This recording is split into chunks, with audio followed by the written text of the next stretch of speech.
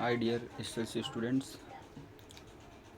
ಇವಾಗ ನೆಕ್ಸ್ಟು SLCಯ ಒಂದು ಕನ್ನಡ ಪೂರಕ ಪಾಠಗಳಿಂದ ಪ್ರತಿಯೊಂದು ಪಾಠದಿಂದ ಯಾವ್ದು ಇಂಪಾರ್ಟೆಂಟು 2 ಕ್ವಶನ್ ತೆಗೆದಿದ್ದೀನಿ. 2-3 ಕ್ವಶನ್ಸ ಅವೇ ಕೇಳ್ತಾರೆ. 100% ಫಿಕ್ಸ್ಡು. ಈ ವಿಡಿಯೋನ ನೋಡಿ. ಪೂರಕ ಪಾಠಗಳಿಂದ ಒಂದು 18 ಕ್ವಶನ್ ಐತೆ. ಇದರಲ್ಲಿ ಅಷ್ಟರಲ್ಲೇ ಬರುತ್ತೆ, 9 ಮಾರ್ಕ್ಸ್ ಪಕ್ಕ ಬರುತ್ತೆ. ಸೊ 1ನೇ ಕ್ವಶನ್ ನೋಡೋದಾದರೆ, ಕ್ರಿಯಾ ಸ್ವಾತಂತ್ರ್ಯ ಎಂದರೇನು? 2ನೇದು, ಅಂದವಾದ ಬರವಣಿಗೆಯ ಬಗ್ಗೆ ಗಾಂಧೀಜಿಯವರ ಅಭಿಪ್ರಾಯವೇನು? 3ನೇದು, ಅಂಡ್ ಟು ದಿ ಲಾಸ್ಟ್ ಕೃತಿ ಗಾಂಧೀಜಿಯವರ ಮೇಲೆ ಪರಿಣಾಮ ಹೇಗೆ ಬೀರಿತು? ನೆಕ್ಸ್ಟು 4ನೇ ಕ್ವಶನ್, ಪೆರಿಯಾರ್ ಚಳವಳಿಯ ಮುಖ್ಯಾಂಶಗಳು. ನೆಕ್ಸ್ಟ್ 5ನೇ ಕ್ವಶನ್, ಪೆರಿಯಾರ್ ಹುಟ್ಟು ಹಾಕಿದ ಸಂಘಟನೆಯ ಒಂದು ಹೆಸರೇನು? ನೆಕ್ಸ್ಟ್ 6ನೇದು, ಜಲಿಯನ್ ವಾಲಾಬಾಗ್ ಹತ್ಯಾಕಾಂಡ ನಡೆದ ವರ್ಷ. ನೆಕ್ಸ್ಟ್ ಕ್ವಶನ್, ಈ ಭಗತ್ ಸಿಂಗ್ ಪಾಠದಿಂದ, ಭಗತ್ ಸಿಂಗ್ ತಾಯಿಯ ಕಣ್ಣಲ್ಲಿ ನೀರು ಬರಲು ಕಾರಣವೇನು? ನೆಕ್ಸ್ಟು, ಪುಟ್ಟಪೋರಿ ಏನು ಮಾಡುತ್ತಿದ್ದಾಳೆ? ಈ ಪುಟ್ಟಪೋರಿ ಈ ಪಾಠ ಚಿಕ್ಕದಿದೆ, ಅದರಲ್ಲಿರೋ ಆಲ್ಮೋಸ್ಟ್ 5 ಕ್ವಶನ್ಸು ಓದಿ ಚಿಕ್ಕದೇ ಇರೋದು. ಅಮ್ಮ ಎಲ್ಲಿ ಮಲಗಿದ್ದಾಳೆ? ಯಾರಿಗೆ ವಸಂತ ಮುಖ ತೋರಲಿಲ್ಲ? ಪುಟ್ಟಿಯ ಪ್ರಶ್ನೆಗಳೇನು? ಈ ಒಂದು ಕವನದಲ್ಲಿ ಪ್ರಕೃತಿಯ ಸಂಭ್ರಮ ಹೇಗಿದೆ?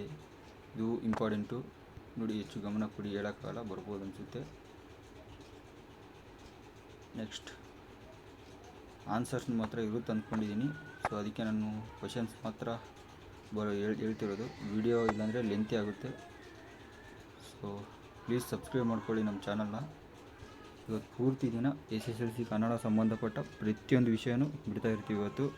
ಪೂರ್ತಿ ದಿನ ಇವತ್ತು ಅದೇ ಇರುತ್ತೆ. ನೆಕ್ಸ್ಟ್ ಸೆಕೆಂಡ್ ಲ್ಯಾಂಗ್ವೇಜ್ ಇಂಗ್ಲೀಷ್ನ ಪ್ರಿಪೇರ್ ಮಾಡ್ತಾಯಿದ್ದೀವಿ, ಅದು ಬರುತ್ತೆ. ನಾಳೆಯಿಂದ ವೀಡಿಯೋಗಳು ಅದ್ರದ್ದು ಬರುತ್ತೆ. ಸೊ ಕನ್ನಡಕ್ಕೆ ಸಂಬಂಧಪಟ್ಟ ಪೂರ್ತಿ ದಿನ ಇವತ್ತು ನಾವು ಬಿಡ್ತಾ ಹೋಗ್ತೀವಿ. ಸಬ್ಸ್ಕ್ರೈಬ್ ಮಾಡ್ಕೊಂಡಿರಿ. SR Kannada tutorials. ಇದು ಲಾಸ್ಟ್ ಮಂತ್ ನಿಮಗೋಸ್ಕರ ಸ್ಟಾರ್ಟ್ ಮಾಡಿರೋ ಚಾನಲ್, SLC ಸ್ಟೂಡೆಂಟ್ಸ್ ಮತ್ತು ಸೆಕೆಂಡ್ PUC ಸ್ಟೂಡೆಂಟ್ಸ್ಗಾಗಿ. ನೆಕ್ಸ್ಟ್ ಕ್ವಶನ್, ಮಲೆನಾಡಿನಲ್ಲಿ ದೀಪದ ಬತ್ತಿಯ ಸಮಸ್ಯೆಯನ್ನು ಹೇಗೆ ಪರಿಹರಿಸಿಕೊಳ್ಳಲಾಯಿತು? 14ನೇ ಕ್ವಶನ್ ನೋಡಿದರೆ, ಆಗ ಕರ್ಪೂರಕ್ಕೆ ಕಾದಾಡಿದ ಮನಸ್ಸುಗಳು ಮರುಗಿವೆ ಏಕೆ? ನೆಕ್ಸ್ಟು, ಪೈಗಳ ತಮ್ಮನ ನೂಲು ಮದುವೆಯ ದಿನ ಅಂಗಳದ ಏನೇನು ಸಿದ್ಧತೆಗಳಾಗಿದ್ದವು? ನೆಕ್ಸ್ಟ್ 16ನೇ ಕ್ವಶನ್, ಹಾಡು ಕಿವಿಗೆ ಬಿದ್ದಾಗ ಪೈಗಳು ಏನು ಮಾಡಿದರು? ನೆಕ್ಸ್ಟ್ 17ನೇ ಕ್ವಶನ್ ನೋಡಿದರೆ, ಪೈಗಳು ಬರೆದ ಮೊದಲ ಯಕ್ಷಗಾನ ಪ್ರಸಂಗದ ಹೆಸರೇನು? ನೆಕ್ಸ್ಟ್ 18ನೇ ಕ್ವಶನ್, ಬಿಲ್ಲ ಹಬ್ಬವನ್ನು ರಚಿಸಿದ ಕವಿ. ಸೊ ಇಷ್ಟು ಚೆನ್ನಾಗಿ ನೋಡ್ಕೊಳ್ಳಿ. ಇವಾಗ ಜಸ್ಟ್ ಒಂದು ವಿಡಿಯೋ ಬಿಟ್ಟಿದ್ದೆ, ಅದರಲ್ಲಿ ಕವಿ ಪರಿಚಯ, ಗಾದೆಗಳು, ಪ್ರಬಂಧಗಳ ಬಗ್ಗೆ. ಸೊ ಇನ್ನೊಂದು ಸತಿ ಇದನ್ನು ಕ್ಲಾರಿಟಿ ಕೊಡ್ತೀನಿ ನಾನು. ಹಳೆಗನ್ನಡದಿಂದ ಒಂದು ಬರುತ್ತೆ, ಒಂದು ಕ್ವಶನು.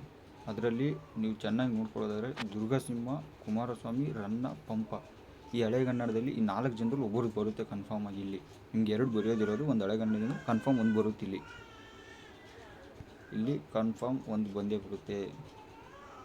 ಸೊ ನೆಕ್ಸ್ಟ್ ಹೊಸಗನ್ನಡದಿಂದ ನೋಡೋದಾದರೆ, ಇಲ್ಲಿ ನನಗನ್ಸೋ ಮಟ್ಟಿಗೆ ಕುವೆಂಪು, ದ ರಾ ಬೇಂದ್ರೆ, ಇಲ್ಲ ವಿಕ್ರು ಗೋಕಾಕ್. ಯಾಕಂದರೆ ಜ್ಞಾನಪೀಠ ಪ್ರಶಸ್ತಿ ವಿಜೇತರು. ಹಾಗೆ ಜಿ ಎಸ್ ಶಿವರುದ್ರಪ್ಪ ಅವರು ಇದ್ದಾರೆ. ನೋಡಿ, ಈ 4ರಲ್ಲಿ ಒಂದು ನೋಡ್ಕೊಳ್ಳಿ.